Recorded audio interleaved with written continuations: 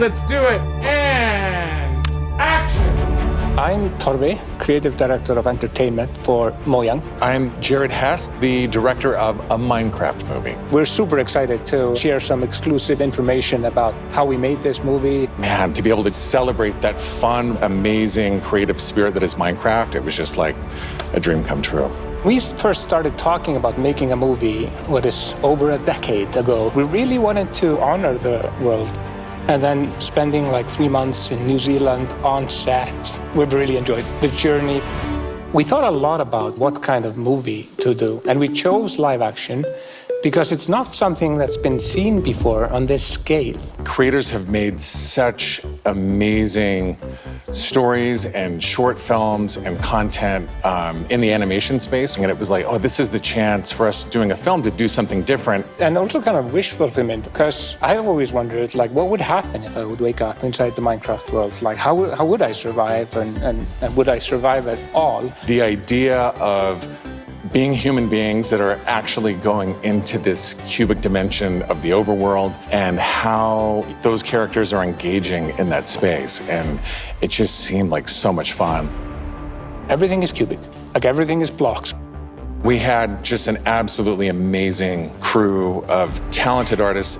You know, our production designer, Grant Major, he was the production designer for the original Lord of the Rings trilogy. We also are working with Weta, and they all had their own personal relationship with the game. So when they started designing and drawing, it just really popped. What I like about what you did is that the choices you make, they support the story and the character.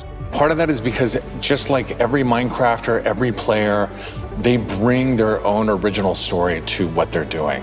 It's very intentional that this movie is called a Minecraft movie as opposed to the Minecraft movie. We have an ensemble of characters, these unlikely misfits that get thrown into this adventure into the overworld. And we experience a lot of that through one of our characters named Henry, who's a young man going through a tough time in his life, and he literally has to create to survive.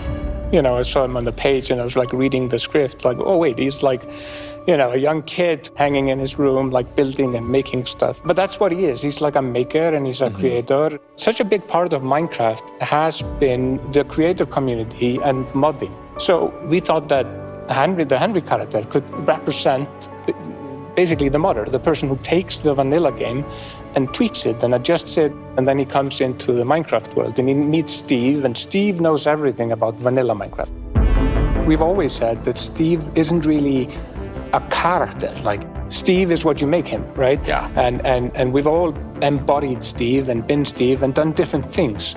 So our Steve in this movie is Jack Black.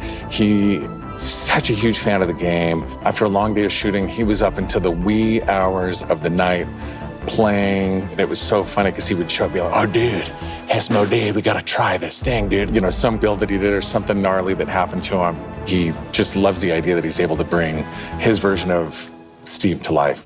Play it from the top one more time. Figuring out crafting was super fun. When the game came out, there wasn't a recipe book, and people were like, wait, what happens if I put these things like that? When Garrett's character and these new characters come into the world, they don't know the recipes, they don't know what to do. The Jason Momoa character, Garrett, is a guy that was like a world championship video gamer in the late 1980s.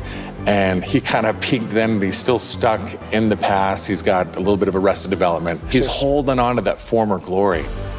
When we were designing crafting and talking about what should it look like, we basically started at the crafting table itself. We looked at the crafting table, we looked at the end-game texture, and it has this like super pixelated picture of like a hammer and a saw there on the side.